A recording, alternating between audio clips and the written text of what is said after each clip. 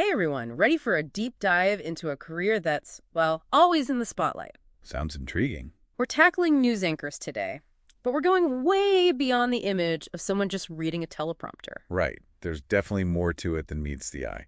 We've got some really cool resources from RoleCatcher for this one. RoleCatcher. That's the career development platform, right? Yep, and they've got these in-depth guides, even AI tools that are changing how this whole industry works. AI changing the news industry. Mm-hmm. Okay, now I'm really interested. It's fascinating how this career, news anchoring, blends classic journalism with cutting-edge tech. You're right, people might just picture, the sharp suit behind the desk. But it's so much deeper than that, right? Absolutely. So let's unpack this. What was your biggest aha moment going through all this material? Well, I think the biggest takeaway is how demanding this role actually is, way more than it might appear. Yeah. And honestly, how important it still is. Right, like it's easy to underestimate. It's a career that requires such a specific skill set. You need the traditional journalism skills, but also a grasp of this new media landscape where technology is huge EE. It's like being a news anchor today means being a journalist, a tech enthusiast, and a master communicator all at once. Exactly. And you see that reflected in how the news landscape itself is evolving. It's not just reading from a teleprompter anymore.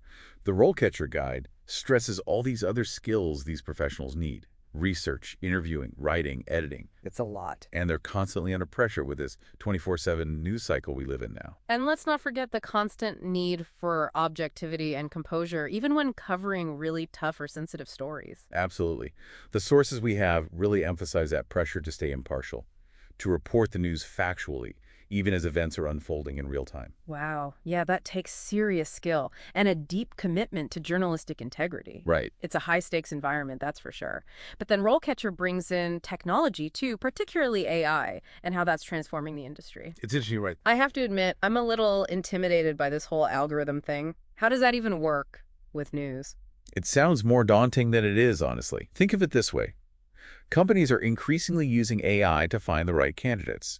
These AI programs analyze job applications. They're looking for specific skills, keywords, that sort of thing. So it's like the way you present your skills online needs to make sense to both human recruiters and these AI programs companies are using. Exactly. Almost like you have to speak their language. Precisely. And that's where platforms like RoleCatcher come in.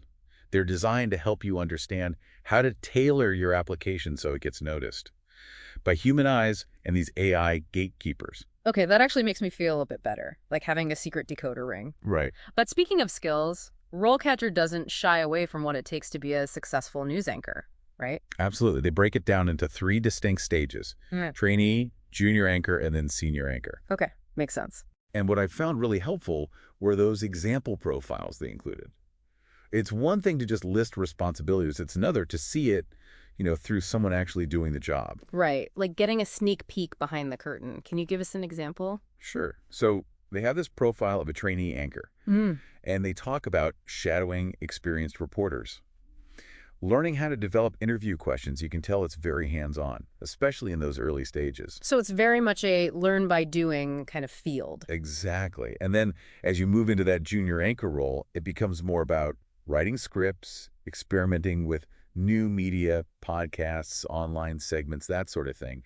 They're already pushing you to be adaptable. Which makes sense. I mean, look how much the media landscape is changing. Podcasts, VR, it's kind of mind-blowing. It's a lot to keep up with. So where does this whole multimedia journalist thing fit into all of this? That's the key. Being a multimedia journalist means you're not just comfortable behind a desk, right? You can report for TV, create content for the web, maybe even do a podcast. It's about wearing many hats. Wow. And that's becoming increasingly crucial now that news is consumed in so many different ways. So you're not just learning how to report the news, but how to tell those stories on all these different platforms. It's a lot to juggle, for sure. What about that senior anchor profile in the RoleCatcher guide? What stood out to you there? Well, at that level, they really emphasize leadership and mentoring, which is interesting. Makes sense. You're not just responsible for your own reporting anymore. You're guiding a team, shaping the newsroom's coverage, that kind of thing. Right, like you're setting the tone. And it's interesting, they specifically mentioned being able to provide context and analysis on air, not just reporting the what's, but the why, Which makes sense, especially with so much information out there these days. It's easy to get caught up in headlines, but a good news anchor, they help you actually understand the story. Exactly. So they become almost like, I don't know, guides for the viewers. They even touched on how senior anchors often become thought leaders in their field. They're sought out for interviews, moderating discussions, that sort of thing. Wow, so they're really using their platform to shape public discourse. Exactly. That's a powerful position to be in. It's not all glamorous, though. The RoleCatcher guide gets into some of the more challenging aspects of the career, too. Right, because it's not all breaking news and fancy studios. They're very upfront about the irregular hours, the pressure, and constantly having to stay on top of current events. Yeah, I can't imagine having to be camera ready after a sleepless night covering a breaking news story. It takes a special kind of dedication, that's for sure. Definitely. The guide really stresses that this isn't a career for the faint of heart. You need to be passionate, resilient, truly dedicated to, well, the pursuit of truth. It's about more than just having a way with words. It's about having a strong sense of ethics. Absolutely, and the RoleCatcher resources really drive that home. Accuracy, fairness, impartiality, those are non-negotiables. Because at the end of the day, viewers need to trust that they're getting the full story presented without bias. Exactly. Maintaining that trust is absolutely crucial. It's not about pushing an agenda or catering to one specific audience. A good news anchor understands their responsibility is to the truth and to the public. Speaking of the public, let's circle back to the technology side of things for a moment.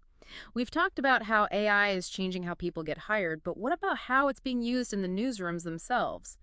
RoleCatcher had some interesting examples. It's already happening, which is kind of wild when you think about It it. is kind of wild. They gave this example of AI tools that can analyze massive amounts of data to identify trends or even potential breaking news stories. Wow, it's like having, I don't know, a whole team of researchers working in the background. That's a great way to put it. So it's not replacing journalists, but giving them more tools to do their jobs even better. That's a good thing. It does raise an interesting question, though.